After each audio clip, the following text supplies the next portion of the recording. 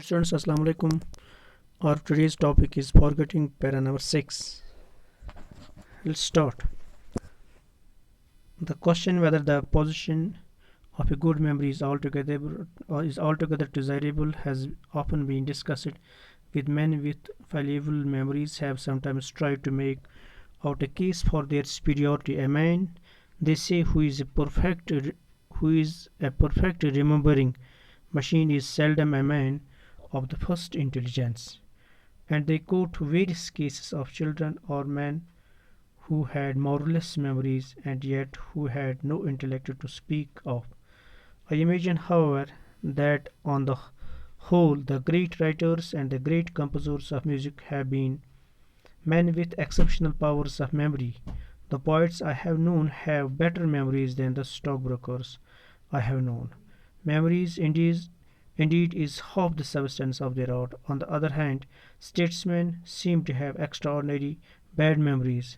Let two statesmen attempt to recall the same event. What happened, for example, at some cabinet meeting, and each of them will tell you that the other's story is so inaccurate that either he has a memory like a sieve or is an audacious preventer of the truth.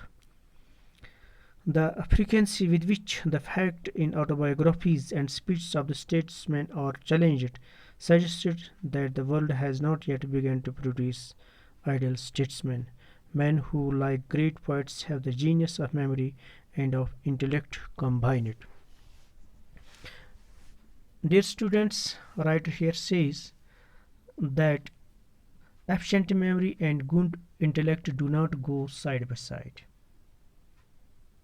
That efficient memory and good intellect do not go side by side.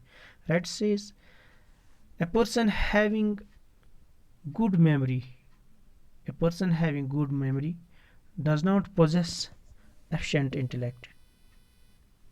There are various cases of children who had wonderful memories but lack in intellectual powers. According to the writer, great poets, great writers, and composers of art possess wonderful memories, but they do not lack in intellect. That says statesmen and merchants do not have sharp memory. They have very bad memory. That says if two statesmen are asked to repeat the event which occurred during cabinet meeting, they would recall the same incident in different ways. They would recall the same incident in different ways. They would accuse each other of giving wrong details.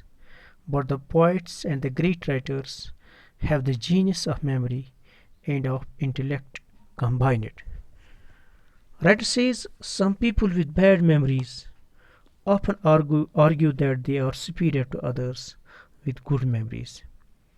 They argue that a man who remembers all things or who is like a remembering machine is seldom a man of the first or the superior intelligence. They give, that says, they give examples of several children or men with remarkable memories who do not have any remarkable intelligence.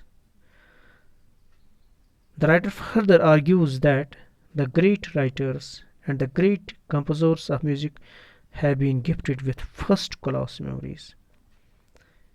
Here, writer further says that the poets who are known to him have had bad memories than that of those people who buy and sell stocks for others. That is, he knows that memory accounts for more than half the importance of their art. It largely depends on their goods. It largely depends on their good memory.